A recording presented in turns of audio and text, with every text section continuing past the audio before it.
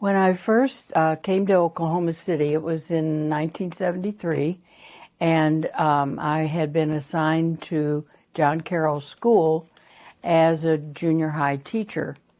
At the time I arrived, there were five of us that lived in the convent, and all of us were teaching. Our Sister Francella was principal at John Carroll, and Sister Francella was made principal over at Sacred Heart after a couple of years, and then I was made principal there at John Carroll.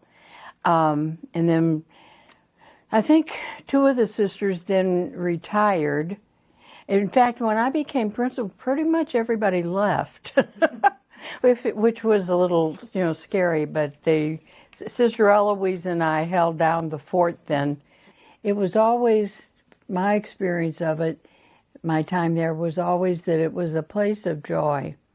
It was that we enjoyed living with each other. We enjoyed being a part of Our Lady's Cathedral. It was like just one big family on that campus, and the convent and the faculty, the students, the staff, and the priests in the parish. It was all of a one piece. It was one of those few experiences where every piece works together and is trying to make it a place that whoever comes there finds peace, finds faith, finds hope, whatever they're searching for at the time. Food pantry was housed there in the convent, in that area behind the kitchen, and Sister Eloise was the one who would who administered that as people came to the door for help.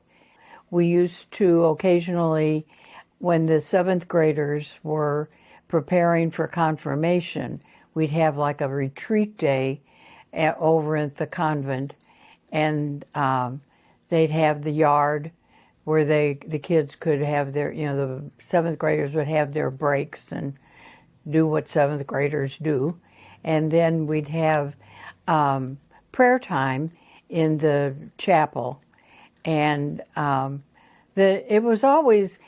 part was always kind of nice, having the kids themselves experience the convent and, and spend a day there and not just drop stuff off or whatever, reasons they'd have for coming. Sister Eloise, who was what was her title? The Social Action Director, I think is what they call the ministry. But she visited the shut-ins and took communion to people and administered help to those who came who needed food or needed gas money, things like that. One of our novices was sent to spend a year with us. She was a young woman of color, and her name, we called her Sister Freddie.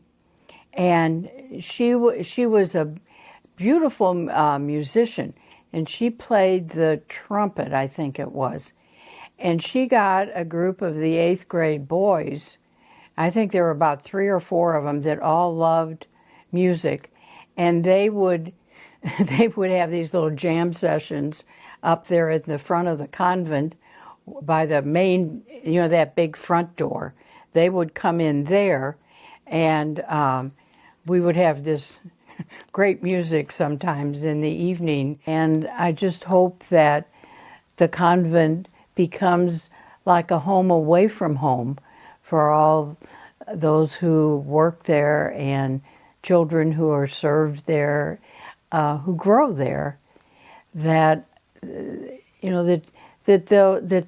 learn about caring, and they'll learn about compassion, and they'll be around adults who love them and care for them and teach them what faith is and how God works in their lives. The convent was more than just a residence for the sisters. It was the arm of outreach for our parish community.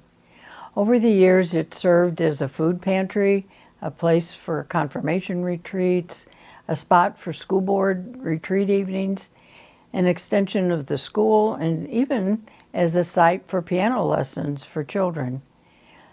My hope is that the Mercy Center will once again become a true home away from home, a place where ministries can flourish and where people can continue to grow together in faith.